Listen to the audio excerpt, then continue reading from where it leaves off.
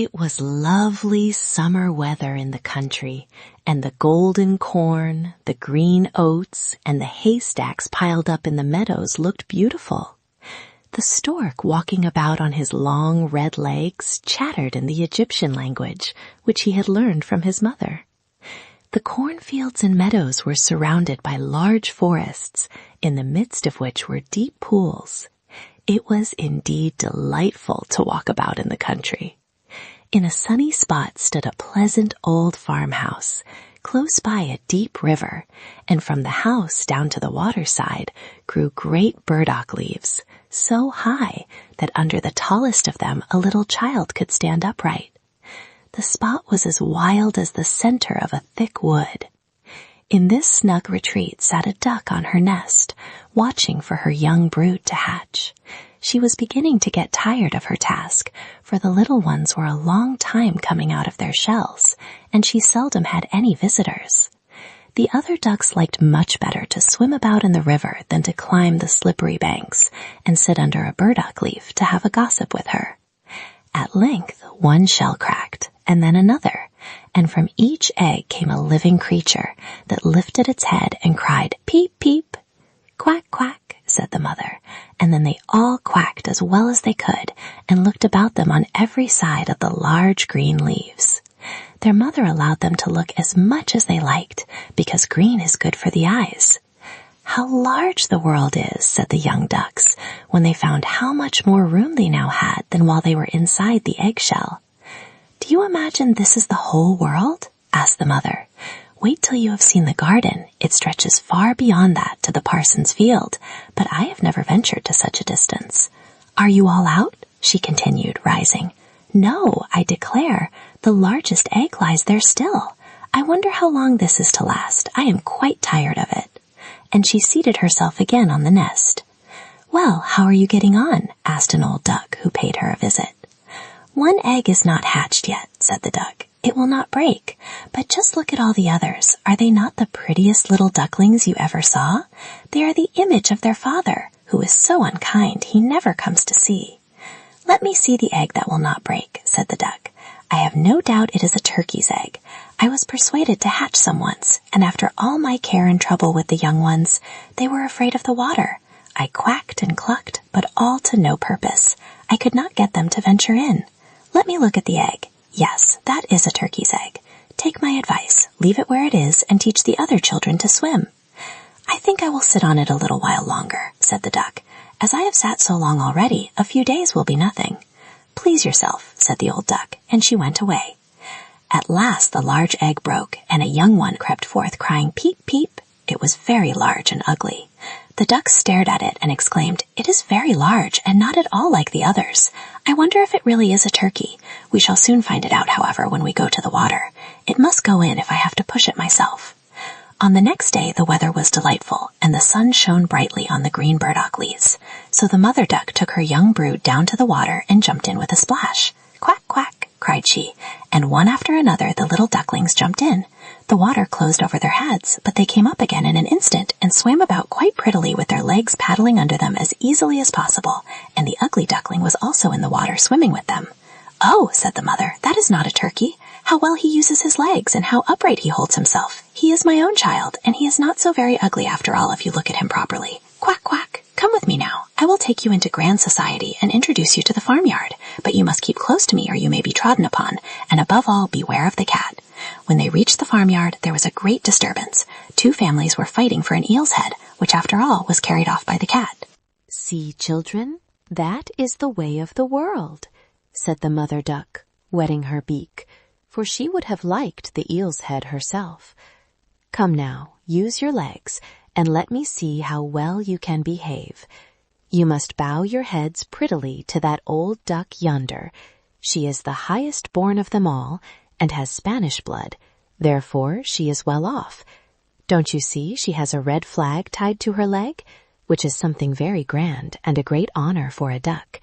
It shows that everyone is anxious not to lose her, as she can be recognized both by man and beast. Come now, don't turn your toes. A well-bred duckling spreads his feet wide apart, just like his father and mother, in this way. Now, bend your neck and say quack." The ducklings did as they were bid, but the other ducks stared and said, "Look, here comes another brood, as if there were not enough of us already. And what a queer-looking object one of them is. We don't want him here." And then one flew out and bit him in the neck. "Let him alone," said the mother. "He is not doing any harm." "Yes, but he is so big and ugly," said the spiteful duck, "and therefore he must be turned out." "The others are very pretty children," said the old duck with the rag on her leg. "All but that one. I wish his mother could improve him a little." "That is impossible, your grace," replied the mother. "He is not pretty, but he has a very good disposition, and swims as well or even better than the others. I think he will grow up pretty, and perhaps be smaller. He has remained too long in the egg, and therefore his figure is not properly formed." And then she stroked his neck and smoothed the feathers, saying, "It is a drake, and therefore not of so much consequence. I think he will grow up strong and able to take care of himself." "The other ducklings are graceful enough," said the old duck. "Now make yourself at home, and if you can find an eel's head, you can bring it to me." And so they made themselves comfortable, but the poor duckling, who had crept out of his shell last of all and looked so ugly, was bitten and pushed and made fun of, not only by the ducks, but by all the poultry. "He is too big," they all said, and the turkey cock, who had been born into the world with spurs and fancied himself really an emperor, puffed himself out like a vessel in full sail and flew at the duckling and became quite red in the head with passion, so that the poor little thing did not know where to go and was quite miserable because he was so ugly and laughed at by the whole farmyard. So it went on from day to day till it got worse and worse. The poor duckling was driven about by everyone. Even his brothers and sisters were unkind to him and would say, "Ugh, you ugly creature, I wish the cat would get you," and his mother said she wished he had never been born. The ducks pecked him, the chickens beat him, and the girl who fed the poultry kicked him with her feet. So at last he ran away, frightening the little birds in the hedge as he flew over the palings. "They are afraid of me because I am ugly," he said. So he closed his eyes and flew still farther until he came out on a large moor inhabited by wild ducks. Here he remained the whole night, feeling very tired and sorrowful. In the morning, when the wild ducks rose in the air, they stared at their new comrade. "What sort of a duck are you?" they all said, coming round him. He bowed to them and was as polite as he could be, but he did not reply to their question. "You are exceedingly ugly," said the wild ducks, "but that will not matter if you do not want to marry one of our family." Poor thing, he had no thoughts of marriage. All he wanted was permission to lie among the rushes and drink some of the water on the moor. After he had been on the moor 2 days, there came 2 wild geese, or rather goslings, for they had not been out of the egg long and were very saucy. "Listen, friend," said one of them to the duckling, "you are so ugly that we like you very well. Will you go with us and become a bird of passage? Not far from here is another moor in which there are some pretty wild geese, all unmarried. It is a chance for you to get a wife. You may be lucky, ugly as you are." Pop, pop, sounded in the air, and the 2 wild geese fell dead among the rushes, and the water was tinged with blood. Pop, pop, echoed far and wide in the distance, and whole flocks of wild geese rose up from the rushes. The sound continued from every direction, for the sportsmen surrounded the moor, and some were even seated on branches of trees overlooking the rushes.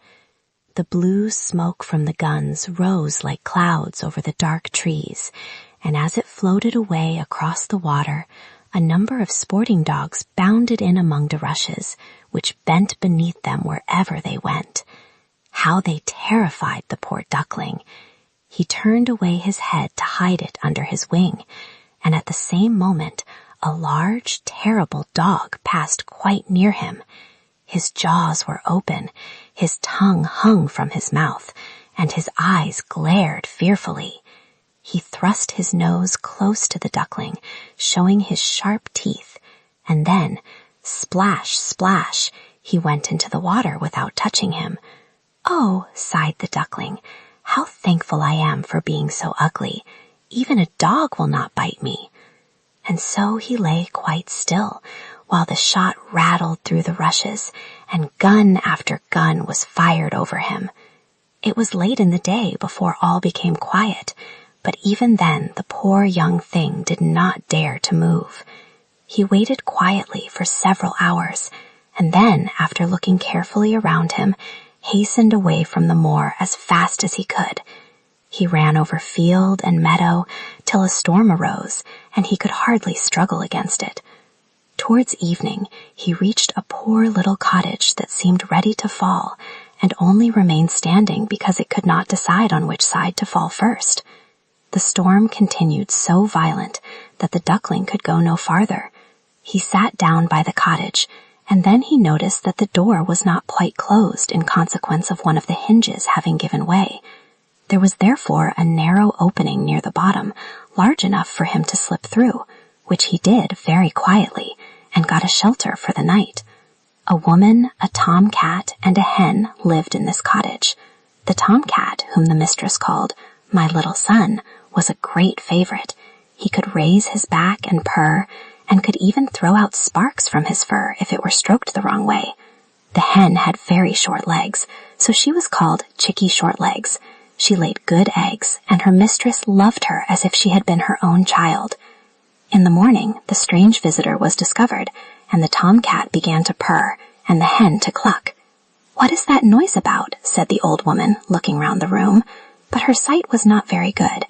Therefore, when she saw the duckling, she thought it must be a fat duck that had strayed from home. "Oh, what a prize!" she exclaimed. "I hope it is not a drake, for then I shall have some duck's eggs. I must wait and see." So the duckling was allowed to remain on trial for 3 weeks, but there were no eggs. Now, the tomcat was the master of the house, and the hen was mistress, and they always said, "we and the world," for they believed themselves to be half the world, and the better half too. The duckling thought that others might hold a different opinion on the subject, but the hen would not listen to such doubts. "Can you lay eggs?" she asked. "No." "Then have the goodness to hold your tongue." "Can you raise your back, or purr, or throw out sparks?" said the tomcat. "No." "Then you have no right to express an opinion when sensible people are speaking." So the duckling sat in a corner, feeling very low-spirited, till the sunshine and the fresh air came into the room through the open door, and then he began to feel such a great longing for a swim on the water that he could not help telling the hen. "What an absurd idea," said the hen. "You have nothing else to do, therefore you have foolish fancies. If you could purr or lay eggs, they would pass away." "But it is so delightful to swim about on the water," said the duckling, "and so refreshing to feel it close over your head while you dive down to the bottom." "Delightful indeed," said the hen. "Why, you must be crazy." Ask the cat. He is the cleverest animal I know. Ask him how he would like to swim about on the water, or to dive under it, for I will not speak of my own opinion. Ask our mistress, the old woman. There is no one in the world more clever than she is. Do you think she would like to swim, or to let the water close over her head? "You don't understand me," said the duckling. "We don't understand you? Who can understand you, I wonder? Do you consider yourself more clever than the cat or the old woman? I will say nothing of myself. Don't imagine such nonsense, child, and thank your good fortune that you have been received here. Are you not in a warm room and in society from which you may learn something? But you are a chatterer, and your company is not very agreeable. Believe me, I speak only for your own good. I may tell you unpleasant truths, but that is a proof of my friendship. I advise you, therefore, to lay eggs and learn to purr as quickly as possible." "I believe I must go out into the world again," said the duckling. "Yes, do," said the hen. So the duckling left the cottage and soon found water on which it could swim and dive, but was avoided by all other animals because of its ugly appearance. Autumn came, and the leaves in the forest turned to orange and gold. Then, as winter approached, the wind caught them as they fell and whirled them in the cold air. The clouds, heavy with hail and snowflakes, hung low in the sky, and the raven stood on the ferns crying, "Croak, croak." It made one shiver with cold to look at him. All this was very sad for the poor little duckling. One evening, just as the sun set amid radiant clouds, there came a large flock of beautiful birds out of the bushes. The duckling had never seen any like them before. They were swans, and they curved their graceful necks, while their soft plumage shone with dazzling whiteness. They uttered a singular cry as they spread their glorious wings and flew away from those cold regions to warmer countries across the sea. As they mounted higher and higher in the air, the ugly little duckling felt quite a strange sensation as he watched them. He whirled himself in the water like a wheel, stretched out his neck towards them, and uttered a cry so strange that it frightened himself. Could he ever forget those beautiful, happy birds? And when at last they were out of his sight, he dived under the water and rose again almost beside himself with excitement. He knew not the names of these birds, nor where they had flown, but he felt towards them as he had never felt for any other bird in the world. He was not envious of these beautiful creatures, but wished to be as lovely as they. Poor ugly creature! How gladly he would have lived even with the ducks had they only given him encouragement. The winter grew colder and colder. He was obliged to swim about on the water to keep it from freezing, but every night the space on which he swam became smaller and smaller.